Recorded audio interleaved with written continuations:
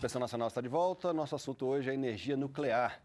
Bom, nós temos na linha o Odson Alves Ferreira, que é presidente da Associação das Vítimas do Césio 137. Não sei se vocês estão lembrados que houve uma contaminação por esse produto em 1987 em Goiânia. Me ouve, Odson? Sim, estou ouvindo. Odson, quantas pessoas foram contaminadas na época por esse produto Césio 137? Olha, infelizmente, essa coisa foi tratada assim com tanto mau gosto, tanto desprezo, que esse número não existe fechado. Mais ou menos. Até porque muitas pessoas ainda buscam seus direitos junto à justiça, né, e também administrativamente. Mas o Ministério Público do Estado de Goiás e a Associação das Vítimas do Césio calculam um número entre 1.500 e 1.600 pessoas. Isso baseado nos critérios e baseado nas informações que nós temos de pessoas que estiveram envolvidas de alguma forma com o acidente. Ou seja, entre 1.500 e 1.600 pessoas. Quantas pessoas morreram na época? Na época que eles chamaram de morte por síndrome da radiação, foram 4 pessoas. De lá para cá já morreram 85 pessoas que tiveram algum tipo de envolvimento, ou seja, pessoas que estão dentro daquele número que eu falei. E que tipo de sequela essas outras pessoas, essas mais de 1.000 que você mencionou, apresentam hoje? Olha, sem falar das diversas doenças, até precocemente que elas são acometidas, tem algumas que têm ferimentos ainda, né? O meu caso, por exemplo, eu tenho falta de região palmar da mão esquerda e também dedo indicador direito. E outras pessoas que têm falta o antebraço, outras faltam um dedo, outras têm um problema no pé, enfim. São em torno de 20 pessoas que têm ferimentos ainda hoje. Você chegou a manusear esse elemento químico na época? Sim, eu peguei um fragmento, metade de um grão de arroz mais ou menos, e esfreguei na palma da mão. Daí a minha contaminação. Foi uma coisa muito rápida, menos de 2 minutos de contato, mas que me causou uma contaminação de 100 rádios e mais essas lesões que eu já classifiquei. Onde é que você acha que houve falha na época? Olha, na época eu acredito que houve falha por falta de conhecimento, porque as pessoas, né, principalmente os técnicos da Comissão Nacional de Energia Nuclear, tinham a teoria, mas na prática eles não conheciam. Inclusive aquele aparelho, enquanto a gente desenhava e falava, descrevia a maneira, o formato do aparelho, eles duvidavam, dizendo que aquilo não existia. Foi preciso aquele deputado do Partido Verde Alemão chegar em Goiânia e dizer que aquele aparelho era um aparelho italiano que foi construído na década de 40 e que no Brasil existia 150 daquele modelo.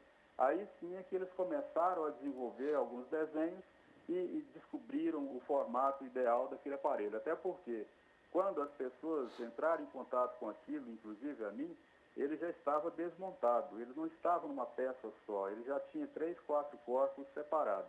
Então, por isso, a dificuldade de reconhecimento do modelo do aparelho. Só para terminar, hein, Odson, que tipo de... o que vocês estão buscando na justiça? O que as vítimas do Césio estão buscando na justiça e o que foi obtido até agora? Olha, a associação, ela busca reconhecer o direito dessas pessoas com assistência médica integral.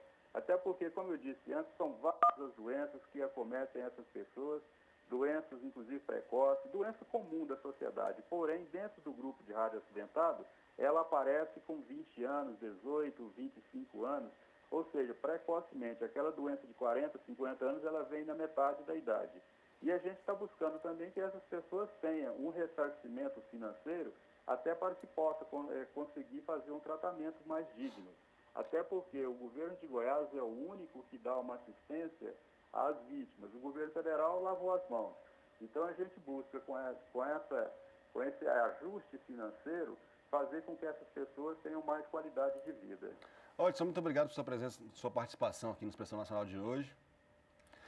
Doutor Laércio, uma correção, embora seja deselegante porque ele não está aqui presente, mas eu tenho que, com a mesma sinceridade que eu reconheço as coisas, tenho que dizer, no dia seguinte já se sabia qual era o equipamento, porque simplesmente entrando no banco de dados, qual era a fonte que estava naquele local, já se sabia que era essa fonte, que tinha 93 gramas de césio.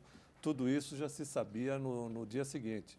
Não precisou vir alguém e fazer o desenho, já se houve conheceu uma polêmica lá, imediatamente. que a gente até comentou que participamos. Esse físico alemão veio com um equipamento pequeno que não era adequado para isso e constatou realmente um alto grau de radioatividade na superfície, se lembra disso? E o que demonstrou um absoluto despreparo da CNEM à época para enfrentar o problema. Quer dizer, a CNEM não estava preparada, a gente comentou, eu tive lá na região, quando a CNEM chegou lá, ela teve que adquirir macacão laranja nos postos de gasolina para transmitir uma tranquilidade para a população, que ela chegou rigorosamente despreparada. Eu até imagino que ela se preparou nesses 20 anos aí do acidente, mas o fato é que, naquele momento, aquele físico, ele demonstrou, inclusive, que não foi adequado o tratamento dado, porque a contaminação na superfície, nas calçadas onde as crianças brincavam, ela existia e a solução dada foi, em parte, a gente conversou sobre isso, foi cimentar aquela área para não submeter a população. Então, quer dizer, eu acho que a discussão importante aqui, me desculpe, quer dizer, é saber se a CNEM está ou não preparada, se ela tem recursos orçamentários para fazer frente à necessidade de atuar no caso de acidente. Eu só queria voltar que nós chegamos lá em poucas pessoas, mas em pouco tempo já chegaram todas as pessoas, um grupo grande, nós chegamos a colocar 700 pessoas trabalhando lá. Eu trabalhei pessoalmente na descontaminação da cidade e o trabalho é elogiado internacionalmente. A crítica que a comunidade internacional fez à época é que nós retiramos muito mais material do que deveríamos ter retirado. Porque por questões não técnicas, mas por questões políticas, nós trabalhamos para que os níveis de radiação voltassem praticamente aos níveis antes do acidente. Mas há uma questão anterior a isso tudo, que é o controle desse tipo de equipamento pelo Brasil afora. Quer dizer, na verdade, isso tudo aconteceu porque esse equipamento estava armazenado em condições altamente inconvenientes e colocado até meio perdido, meio esquecido. As pessoas que pegaram e quebraram e fizeram com que o Césio saísse de dentro do equipamento tudo, o fizeram pela mais absoluta ignorância. Isso não há dúvida. Mas o que aconteceu... É bom que se diga que também as formas de transformar a energia nuclear em calor não é só de fissão, é também de fusão do núcleo atômico. E no caso da fusão do núcleo atômico, né, com 4 núcleos atômicos de deutério formando um núcleo de hélio, você sequer tem lixo nuclear. Você resolve o problema do lixo nuclear. O problema é que isso é economicamente inviável. Mas existe essa tecnologia? Existe a tecnologia que o lixo nuclear é insignificante, quando se tem a fusão nuclear em vez da fissão. No dia que se tiver fusão, daí não há problema, porque nós não alcançamos essa tecnologia no mundo. Tecnologia. Ela existe, a tecnologia. Ela não é, mas ela existe. Ela não é a fusão nuclear. Eu quero voltar a dizer, nós melhoramos em muito a atuação, tanto que hoje nós sabemos onde está cada fonte, nós temos um banco de dados com todas as fontes, sabemos todas as instalações e visitamos as inspeções nas instalações de radioterapia no máximo uma vez a cada 2 anos.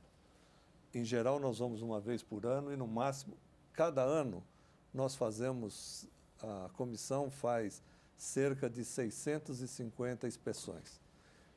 Naquele caso de Goiânia, era uma fonte de uma briga de 2 hospitais e a fonte estava numa questão judicial. E isso impedia uma ação mais efetiva porque era uma questão judicial e realmente a fonte estava num lugar... No ferro velho. Não, ela estava abandonada.